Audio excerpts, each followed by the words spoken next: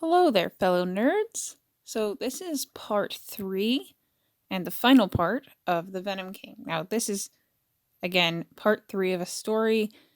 Links to the first 2 parts are in the description. I'm going to throw in another spoiler warning for the Daredevil Netflix series, and another recommendation that you go watch it if you haven't already. So, to reset the scene, while celebrating Foggy and Marcy's engagement in Josie's bar, Foggy passes out. Matt was going to go with his friends to the hospital, but then he realizes Fisk is smashing up an alleyway outside the bar.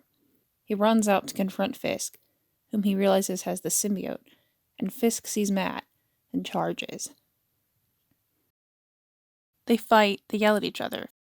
Fisk tells him that Matt now knows how it feels to have everything out of his control, that that's how people feel when they go to prison, or when people with superpowers clash like gods without a thought for the mortals they may squash like bugs. Matt tells Fisk that's pretty rich coming from him, given that Fisk controlled the people around him, controlled the FBI, controls everything he touches except for his wife. And now he's come to realize that he can't control her, and he's starting to let the symbiote control him instead. Matt grabs Fisk's arm and tries to use their combined weight to throw both of them into a window, break the glass, and hope the noise will free Fisk of the symbiote. But when his hand closes about Kingpin's wrist, the symbiote laughs inside Matt's head. "Remember, Matthew Murdock?" it hisses. "You can focus on the sound to make it work for you. Now, so can we." And Fisk summons the symbiote's strength and throws Matt off, but Matt manages to roll and get to his feet. "It makes you feel powerful," Matt tells him, "but when you surrender to it, you've already lost. It doesn't care about you. It convinces you it's the only way you won't feel alone, but it separates you from real connection, real love. Love is a choice. The symbiote feeds off of you. Love gives, it doesn't control." "You don't understand!" And now Fisk's voice begins to screech, to sound like 2 voices instead of 1. "We're doing this for her! Because we love her!" Matt laughs bitterly. He dodges a punch, only to feel Fisk's venom-enhanced fist slam into the side of his head. Fisk could sense him coming. The symbiote has learned to see, hear, smell, sense, just as Matt does. Venom Fisk keeps punching him. Matt's on the ground now, gasping, bleeding. "She really loved you. She would tell you to get out of crime. She'd stick with you for who you are, not for your power, not your wealth, not your art collection. She pushed us to be something greater than what we were," Venom Fisk shrieks, and Matt sees the teeth now and the changing shape of his body. It's much more venom now than Fisk. "We were weak, and now we're stronger. She will love us, and we will always protect her. And if she stops loving us, we will always have each other." Venom Fisk unleashes claws and slashes Matt across the chest, leaving bloody streaks. Remember, Matt ran out of the bar in his street clothes, not his suit. "Love isn't just about protection." Matt gasps out the words, and we can tell his consciousness is hanging by a thread. He can't hit back. "Love means both people see what is best for the other. Sometimes it means you have to let go." Venom Fisk shrieks again, and then Vanessa steps out of a building to the right, and realizes what she's seeing. Wilson, what?" He turns to Vanessa, and his voice breaks back and forth randomly between Fisk's voice and Venom's voice, overlapping and separating. "We are strong! Strong enough to destroy Daredevil. To destroy anyone who threatens our vision for this city." "Our?" Vanessa looks like a mixture between a woman who's found her husband eating slimy bugs and a woman who's found her husband with someone else in their bed. "Who's we, Wilson? I wanted you to become more powerful so that you and I could grow our empire." Venom Fisk screams and the suit shrinks away from his face, so he's standing there, hunched over, in his normal but now very grimy suit. Vanessa places a hand cautiously on his chest. They both look at Matt, who's almost unconscious on the ground, bleeding, his clothes torn up, surrounded by trash and broken glass. "You weren't strong enough to kill him, even with that creature living in you?" Fisk looks at Matt, and his voice is now entirely back to normal. "No." She places her hand in his huge one. "Then let him be for now. As you said before, he will suffer more this way." They leave, and Matt passes out. We see him later, cleaned up, asking Foggy if he's ready, and helping him put on a suit jacket. They chat a bit, laugh. Foggy tells Matt that he can tell maybe one embarrassing story, but it has to be one Marcy knows about already. This wedding takes place in Josie's, with pool tables cleared away to make room for chairs.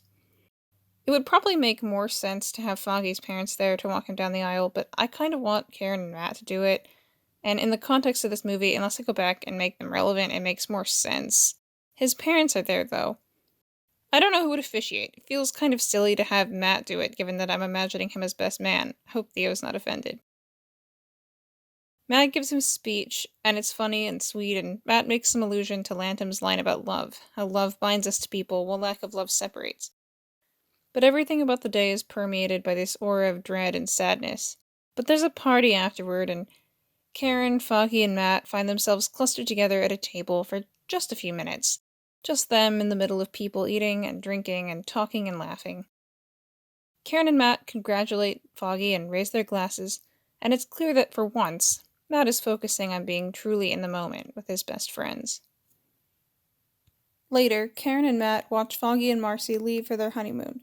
Then we cut to Matt and Karen standing in front of their office. Matt runs his fingers over the Page, Murdock, and Nelson sign. Inside on the wall, we can see other iterations of the sign. Nelson and Murdock, Page and Nelson. And as Karen looks at Matt's fingers and at the signs, it's clear she's wondering how long it's going to be before they have to get a fourth one made. But at that moment, Matt forces himself to stop running his fingers over the sign. Karen sees this and turns in time for him to put his arm around her. Foggy made me promise I'd be back in the office on Monday, he says. I guess he trusted you enough not to bother you about it. Karen laughs, trying not to cry. No, he didn't make me promise, but I'll be here. Matt squeezes her. I didn't make him, but he also promised me something. What's that? He says he'll be back, too. And they walk slowly down the sidewalk together. Then we cut to Kingpin. He and Vanessa are having an argument, and Fisk is not taking it well. She tells him she's going to take over his empire because he clearly can't handle it. That makes him so angry he does something that would be very out of character for non-Venom Fisk. He hits her, and she falls down. But then something kind of flashes behind his eyes, and the Fisk part of him takes a bit more control again, and he suddenly starts to be apologetic, horrified at what he's done. But she tells him to stop apologizing. She says that she said that to see how he'd react. For her part, she has no interest in running his empire, just sharing it while she runs a new art gallery on the side. She loves him for his power, she says, so she couldn't stand to see him weak. She sees now that he's strong, that he's stronger because of the symbiote, and now he's in control of it, and she sees that the Wilson she loves is still in there. So it's not Wilson and Venom who are going to conquer the city together, but Wilson and Vanessa. Together, a united front, stronger than ever. And then the camera moves out of the office, as though through a gutter-level window, and we see that the office and the failed experiments lab were in a sealed basement of the building that Fisk bought at the beginning of the movie. And the camera moves up the side of the building, and we see that it's Avengers Tower. And we realize that the mysterious powder, and the cases full of broken armor, and the dead spiders were the failed experiments of Tony Stark. And then we cut to credits. One after-credit scene that would be absolutely essential would be one where Matt wakes up in the middle of the night. The sound goes in and out, and Matt grabs one hand with the other as though trying to make sure it's still there. His senses are messed up, dulled, suddenly unreliable. And we see him run his fingers over the claw marks left by Fisk's venom claws, which have oozed, turning colors no natural wound should. And maybe there would have to be an earlier scene to clarify this, but the implication would be that Fisk put a dangerous substance from the failed experiments lab on himself before going after Matt. It was on his claws. He wasn't the one to make Foggy sick, but it looks as though he has made Matt sick now. Almost like Matt gave him the idea by suggesting that he'd done something to Foggy. This would also help explain why Vanessa and Fisk are both willing to just leave him lying there at the end. They believe whatever is inside him is going to weaken him and kill him slowly, possibly get him killed because he's less sensitive to the world around him. If this was taking place, as I said at the beginning, before No Way Home, one after credit scene would be him either seeing the news about Spider-Man's revealed identity, taking the case, or part of the actual scene from No Way Home. It'd be pretty funny to just end the movie on "I'm a really good lawyer." If it's taking place after No Way Home, or we just want to say that the after credit scene takes place after No Way Home, one of the after credit scenes could be Matt going after more criminals and then rounding a corner, thinking he's gonna find more goons, and then Spider-Man says, "Hi!" Cut to black. This could be a scene in Spider-Man 4, or whichever movie I have them meet up in, because they will be meeting up if I get around to writing a version of the new Tom Holland trilogy. In Wonder after this, I noted that one of the cases Matt took during that time when he was really committing to helping Foggy in the law firm was Peter's case, which would also explain why Foggy wasn't there when Matt went to meet with him. I cut it because it felt like a bit of a distraction, and also because I wasn't exactly sure of the timeline. And my final idea for an after credit scene, we see Vanessa's new art gallery. She just pulled out Rabbit in a Snowstorm to exhibit with lots of extra security guards on duty. And then there's an explosion, and the wall cracks open, and Black Cat steals the painting and leaves. That's probably only if I end up connecting this to my idea for Spider-Man 4, which is still up in the air. So that's the end of the story. Now, there are a few implications here. One, I wrote this before She-Hulk came out, but in any case, it's set before that, so whatever they do with Matt from here on out doesn't really affect this story. Two, I was imagining that this is a main universe version of the symbiote that doesn't know Peter Parker as Spider-Man. Now, correct me if I'm wrong, I've done minimal research about this, but there's apparently a line in the last Sony vs. Venom movie that implied that the symbiote hive mind reaches across universes, but that it can become disconnected from it. At least that's what I understood from a quick internet search. I'm going with this version was disconnected, and it's just the classic symbiote, which I'm mainly familiar with from the Spectacular Spider-Man show, not the version that got dropped in the main universe from the Sony universe at the end of No Way Home, because I don't want to deal with that, and frankly, I'm not even sure how that's going to work tonally. I will apologize though if I have misrepresented anything about that version of the symbiote, I mean the classic version. So if there are any super comic fans out there, please don't murder me in the comments. But, for example, if the thing about the symbiote keeping abilities from previous hosts isn't accurate, feel free to tell me nicely. 3. This would mean that Fisk has the symbiote during Hawkeye.